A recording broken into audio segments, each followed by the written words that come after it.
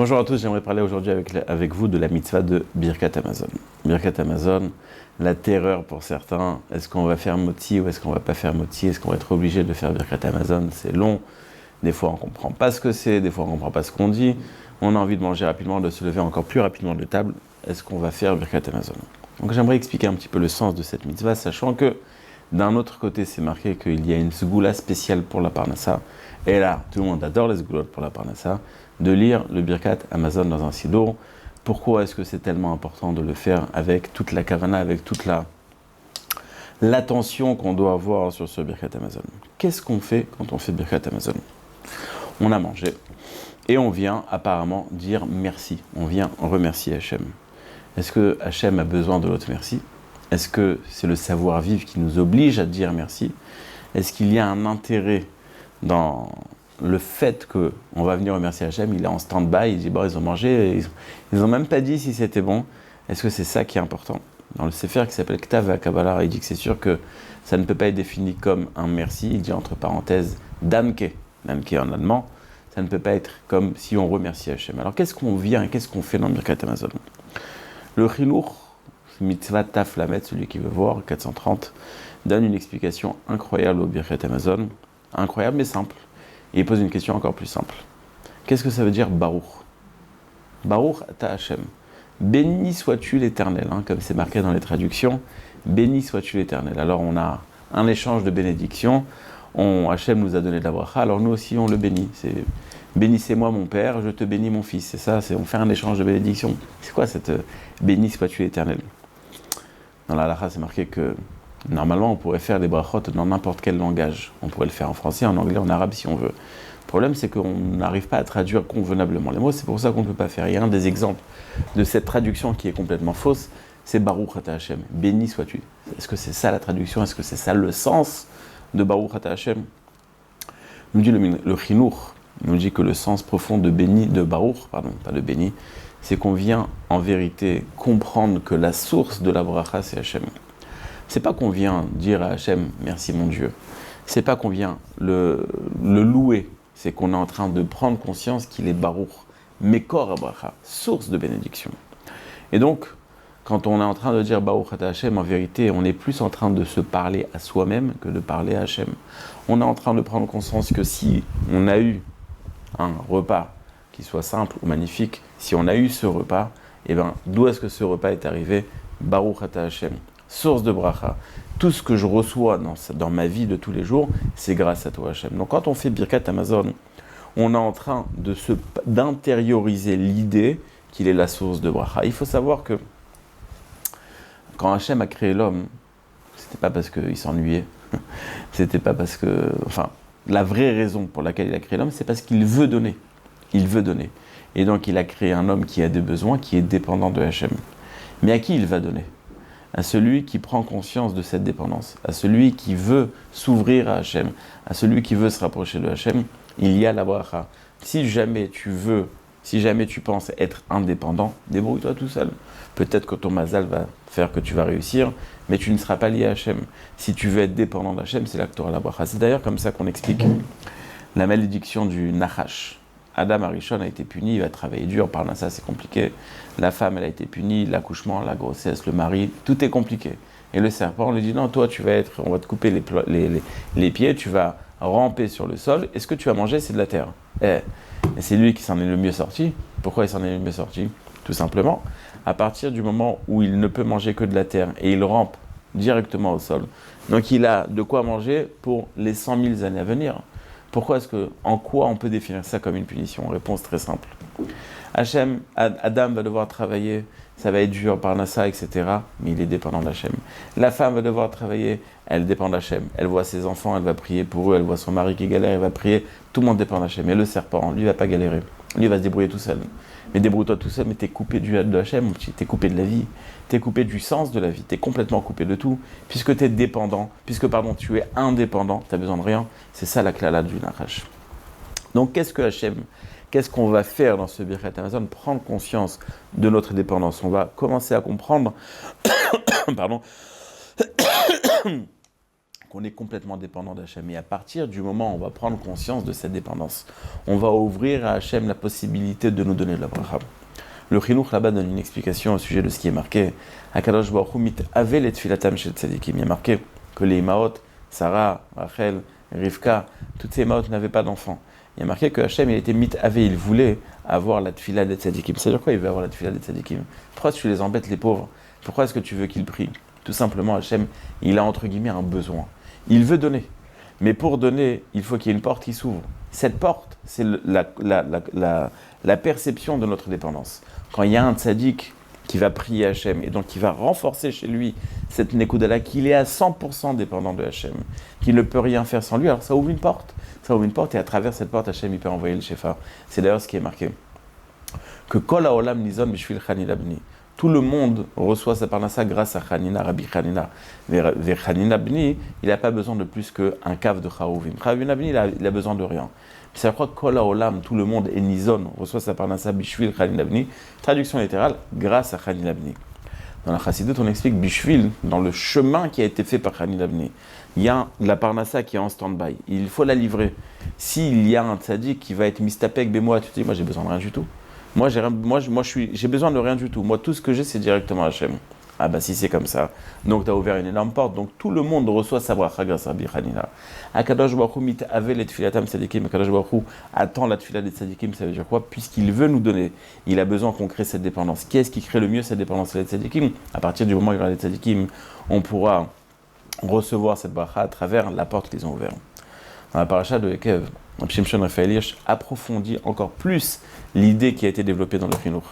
Il dit là-bas que la lacha de Birkat Hamazon, elle est seulement sur du pain.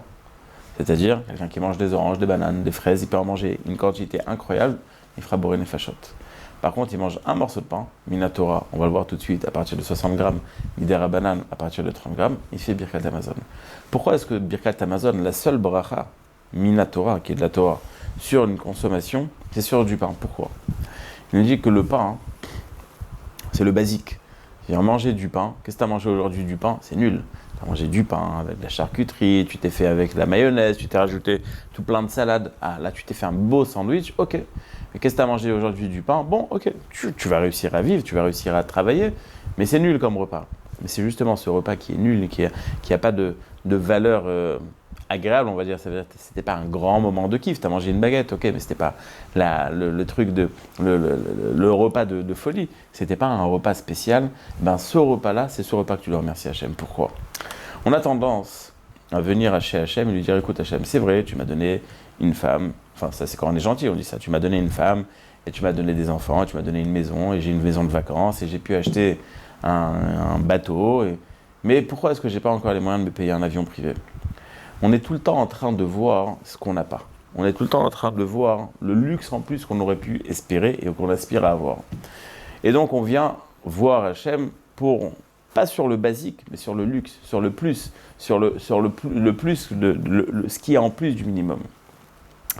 Le Birkat Hamazon, il va te dire, tu sais quoi, tu vas faire Birkat même sur le pain. Tu dois prendre conscience que c'est pas, il y a ton existence, tu es vivant, Baruch Hashem, tu gagnes bien ta vie. Et la question, c'est est-ce que tu vas gagner plus? Et c'est sur ça que tu dis Hachem, je veux gagner plus. Mais non, le fait que tu vis au minimum avec tes 30 grammes de pain journalier, le fait que cette petite ration de pain que tu vas recevoir tous les jours, cette petite ration, elle engendre une obligation de bracha. Parce que c'est quoi la bracha? Encore une fois, prendre conscience que ton minimum vital, il dépend d'Hachem. Pas seulement la liste des doléances qu'on fait, et pourquoi j'ai pas ci, et pourquoi j'ai pas ça. Pas seulement ça. Et même quand tu es capable de dire, waouh, merci Hachem, j'ai acheté un 4x4 Mercedes, ok, mais pourquoi est-ce que j'ai pas réussi à avoir avec, je sais pas, avec une option en plus? Ça, c'est pas mal, tu dis déjà merci, c'est pas mal.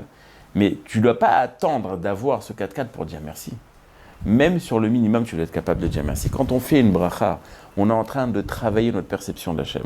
Nous, on croit qu'Hachem, il est là rien que pour régler les problèmes qu'on a rencontrés dans notre vie. Il n'est pas seulement là pour ça. Le fait même de vivre, c'est un moment où c'est une raison de dire merci à Hachem.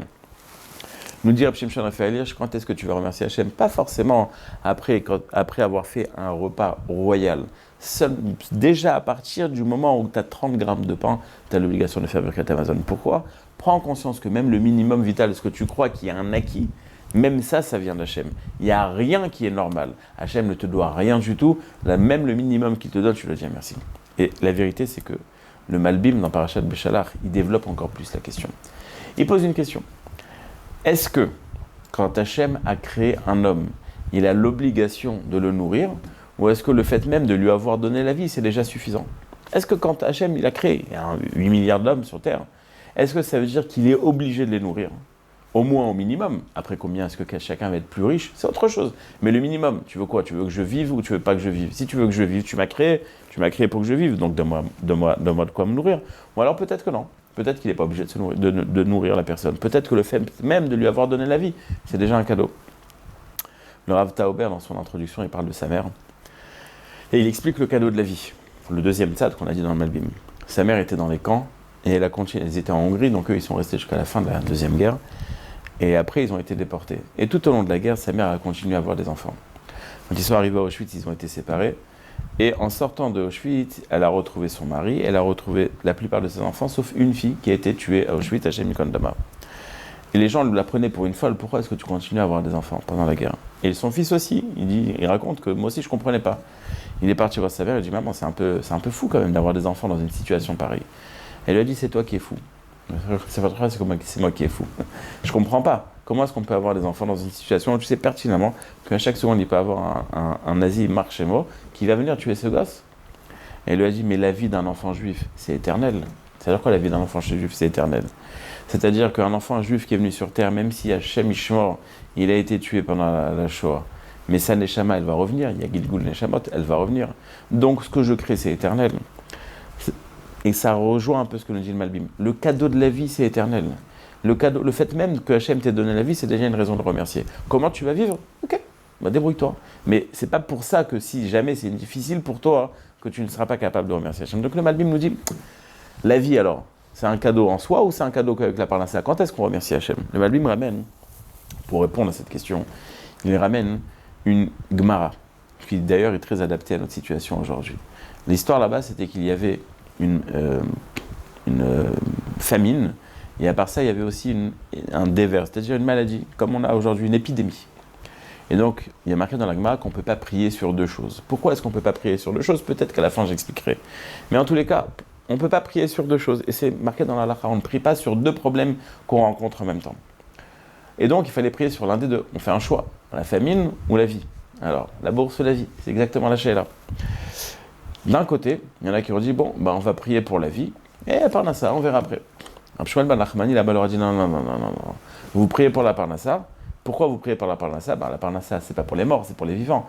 Donc, quand vous allez prier pour la parnassa, vous allez gagner la parnassa et la vie. Le Malbim dit, quel était leur sujet de discussion? Les premiers qui ont dit, on prie pour la vie, ils ont dit, attends, on va prier pour la vie, mais si Hachem nous donne la vie, il est obligé de nous donner à manger. C'est-à-dire quoi? On va vivre sans manger, c'est pas possible. Il est obligé de nous donner le minimum, ça nous suffit, on va prier pour ça. Shmuel ben Nachmani leur a dit non, il peut vous donner la vie sans vous donner la parnassa. Donc demandez la parnassa, comme ça vous aurez aussi la vie. C'est-à-dire que quel était le fond de leur discussion? Est-ce que Hachem, quand il crée un homme, il est obligé de le nourrir ou il n'est pas obligé de le nourrir? Donc c'est le fond de la question du Malbim. Comment est-ce qu'on va trancher? On dit Malbim, il y a un midrash qui dit que les malachim sont venus voir Hachem, ils lui ont dit, je comprends pas. Dans la Torah, c'est marqué que tu n'es pas nosépanim, c'est-à-dire que tu n'es pas permissif, enfin que tu n'es pas... On ne peut pas s'arranger, ou c'est moutard ou c'est assour, on ne peut pas jouer avec toi. Et d'un autre côté, il y a marqué Issa Hachem panavelecha. Tous les jours, Birkat Kohanim, on dit que Hachem, il est nosépanim au peuple juif. Donc il faut que tu décides, Hachem, les malachim, il faut que tu décides. Est-ce que tu es nosépanim ou tu n'es pas nosépanim? Est-ce qu'on peut avoir un clin d'œil même si on s'est mal conduit ou il n'y a pas de clin d'œil?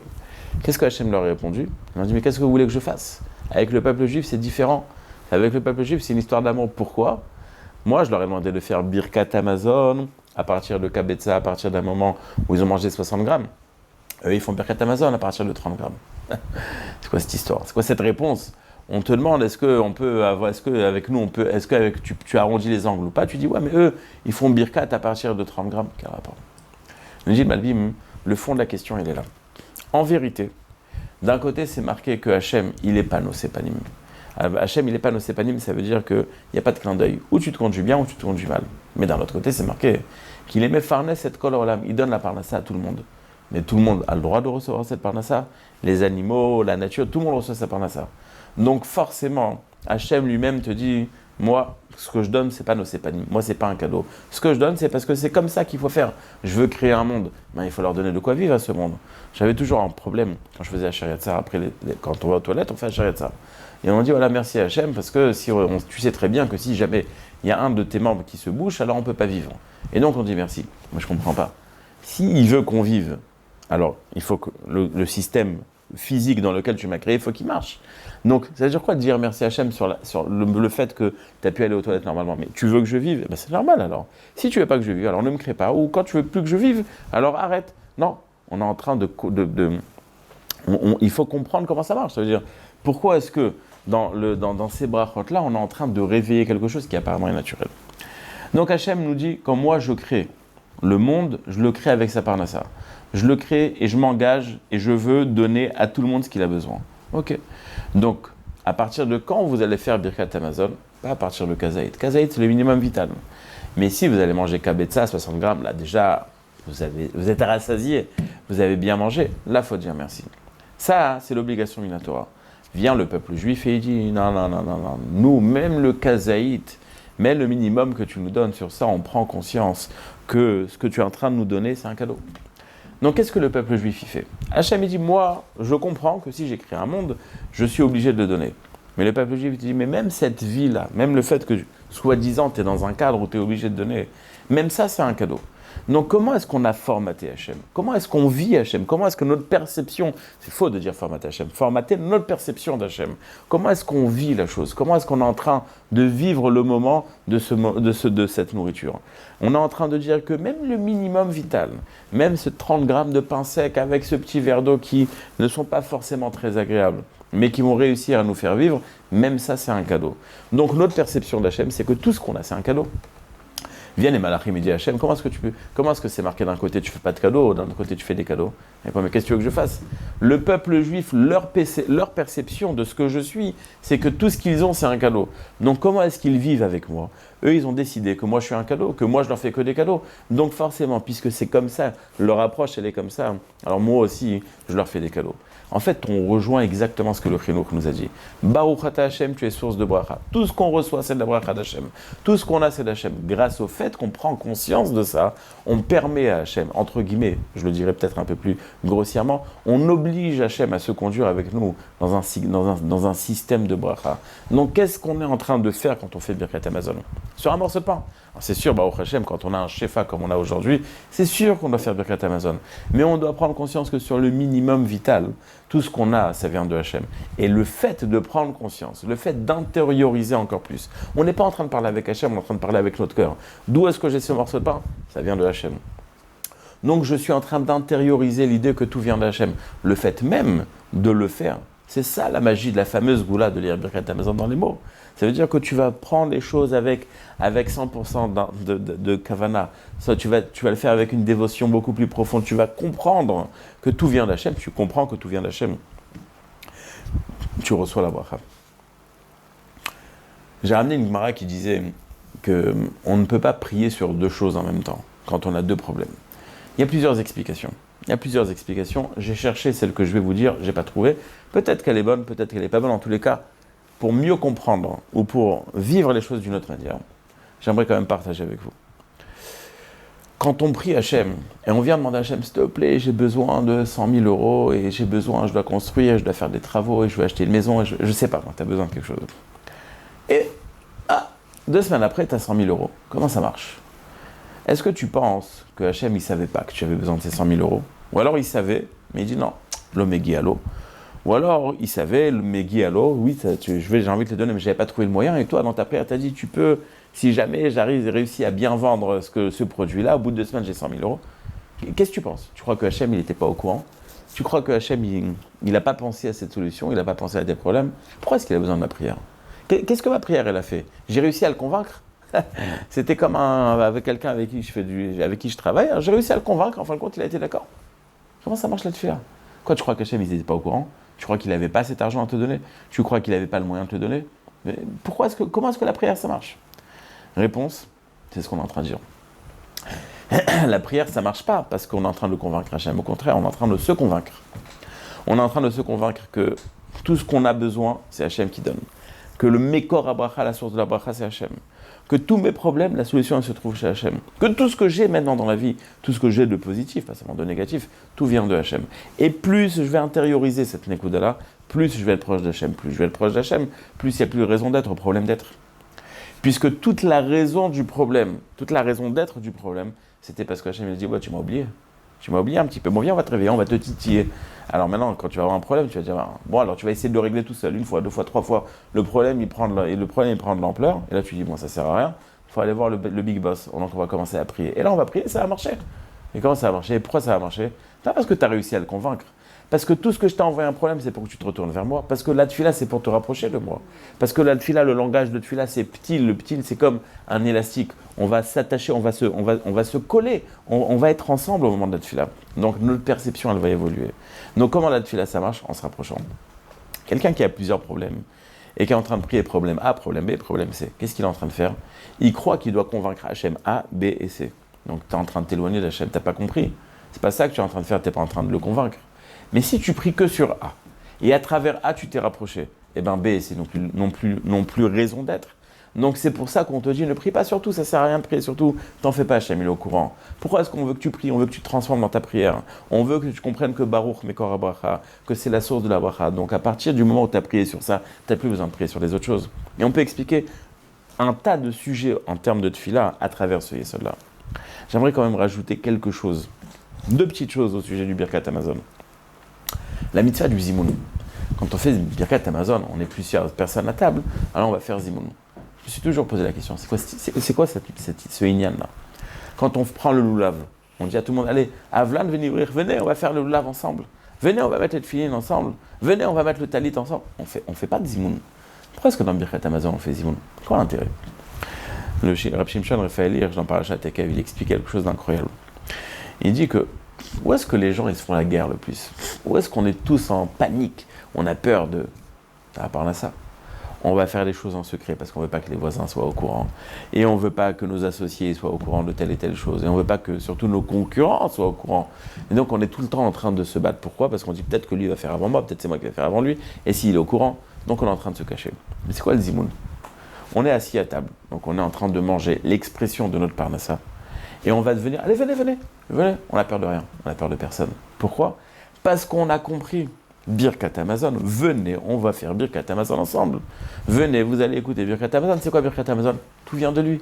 Alors j'ai peur de personne. Viens mon concurrent, viens, assis-toi avec moi à table, viens faire Zimoun avec moi. L'idée du Zimoun, c'est justement renforcer ce qu'on a dit, comprendre qu'il est Mekor Bracha. Dernière chose que j'aimerais ajouter au sujet du Birkat Hamazon, mais tout ça c'est dans le même cadre, dans la même idée. La dernière bracha qu'on fait au sujet de Harugé Bétar. La Gemara nous dit que pourquoi est-ce qu'on fait la dernière bracha après Atov et Amétiv? Tout simplement parce que il y avait à la fin de Mered Bar Korba qui s'est réveillé, qui s'est révolté, pardon. Et il y a eu une guerre, on a perdu, il y a eu un massacre à Bétar, une catastrophe, des centaines de milliers de morts qui n'ont pas été enterrés. Et en fin de compte, ces morts ont été enterrés, leur corps n'a pas pourri, il y a marqué que le sang qui coulait de tous ces juifs qui sont morts arrivait, ça faisait des fleuves de sang. Donc c'était vraiment un massacre, une horreur. Et en même temps, les corps n'ont pas pourri, en fin de compte, on a réussi à les enterrer. La quatrième bracha du Birkat Hamazon, Kemidei Rabbanan.